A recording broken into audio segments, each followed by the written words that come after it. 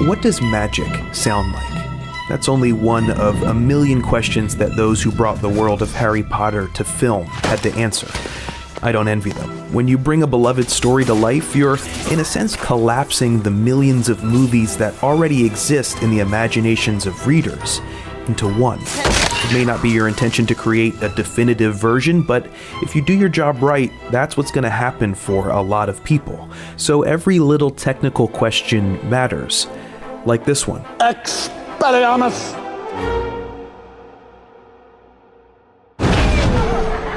Though there are some precursors in literature, before Harry Potter, film had never really seen such a formalization of magic, such a variety of possible spells cast with specific gestures and feelings. And if the filmmakers didn't quite know what all that should sound like, they at least knew what they didn't want it to sound like. In preparation for the first film, director Chris Columbus told supervising sound editor Eddie Joseph that he didn't want anything modern, futuristic, or electronic, the Star Wars blaster and lightsaber being, I think, key points of reference. And though the sound profile of magic spells changed throughout the series, that was a mantra that subsequent filmmakers and sound designers, for the most part, held to. For example, here's the very first wand magic in the series. Umbrella magic, I guess. The filmmakers use a technique here that they return to again and again. When the magic being created has a specific sound already associated with it, they use that. Periculum!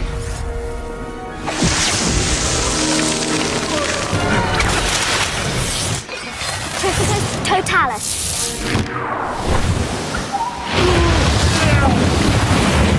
In a lot of these cases, the spell doesn't really need a sound of its own. If the thing it's impacting is immediate enough, that'll do the job. And there are others like levitation that work just fine silently. But Harry Potter has plenty of spells that do need sound effects, ones that don't have any obvious connection to sounds in the real world. It's in these cases that the filmmakers and sound designers get to be creative. In the first two films, you can tell that there was a fair amount of experimentation going on. Here are all the sounds from Sorcerer's Stone back to back.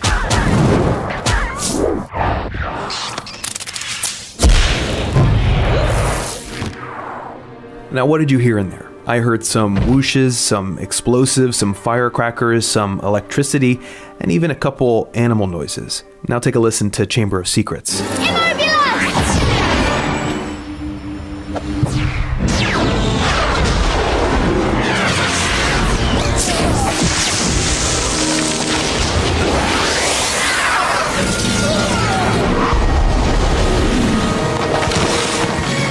What's interesting here is that the team on the second movie appears to be consolidating the styles from the first movie into one, what you could call the explosive whoosh sound effect. It sounds like a combination of rocket boosters, explosives, and air jets, and it's not unreasonable to assume that this style may have dominated the series going forward, if not for a radical change in The Prisoner of Azkaban.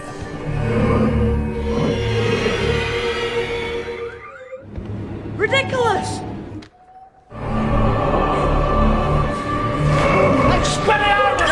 Expelliarmus! Expecto Patronum! Alfonso Cuarón and his team completely redesigned the sound of magic for the third movie.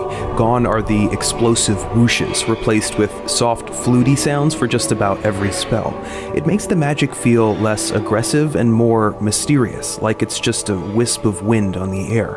And it serves as a good foundation from which the movie builds its central spell, the Patronus charm. The Patronus is a projection of your happiness, a positive force built from your fondest memories that repels Dementors which feed on despair. In Azkaban, the Patronus is built out of voices, a chorus of angels that fits with that heavenly projection of your soul without fear. I think The Prisoner of Azkaban freed up the rest of the filmmakers in the series to find the unique sound of magic that fit their movie. And as spellcasting became more and more prominent in the second half of the series, directors and sound designers had to find unique sound profiles not just for different spells, but also for different people and different key events. One of the things that David Yates, director of the final 4 movies, was really great at was combining the incantations with the spell sounds to create this sense that the magic was leaping from people's bodies just as they said the words. My favorite spell moment from the whole series is at the beginning of Order of the Phoenix when Harry and Dudley are run down by the Dementors. Listen to the sound design here to when the Patronus initiates. Expecto Patronum! For me, it's sound that makes that moment so powerful. The sound of Daniel Radcliffe's voice mixed with the flamethrower sound of the spell coming in on the O in Patronum, then giving way to that familiar heavenly chorus. There's an urgency to this kind of spell casting, and a personal quality, like the spell is equivalent to the voice. This is brought home most of all in the various examples of the death curse cast in the final films. Avada Kedavra! No! Cedric!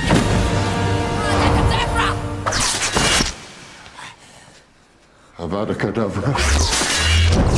Avada Kedavra! Avada Kedavra! I feel like I say this all the time, but sound design is a deeply consequential part of movie making. People understand what they see, but they feel what they hear. By creating a diverse palette of sounds, whether it's explosive whooshes, wisps of wind, or crackling lightning mixed with voice, these filmmakers and sound designers brought Harry Potter to life.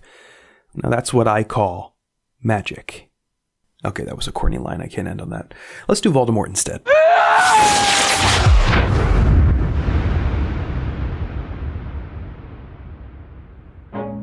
Hey everybody, thank you so much for watching. One of the questions that you guys ask me all the time is what software I use to make these videos. I use Final Cut Pro 10 to edit the Nerdwriter, and there was actually a little bit of an uproar when 10 came out because Apple completely redesigned the program from the previous version. An editing tool that I'd become an expert on for over 10 years was just gone. Eventually I learned how to use Final Cut Pro 10 by watching a bunch of YouTube videos, but what I really wish I had was something like today's sponsor, Skillshare. Skillshare is an online learning community for creators with more than 18,000 classes in graphic design, animation, video game design, and Final Cut Pro 10. All the classes are professional and understandable and follow a clear learning curve. A premium membership begins around $10 a month for unlimited access to all the courses, but the first 500 people to sign up using the link in the description get their first 2 months for free. In those 2 months, you can easily learn the skills you need to start a new hobby or business. Definitely check it out. Thanks, guys. I'll see you next time.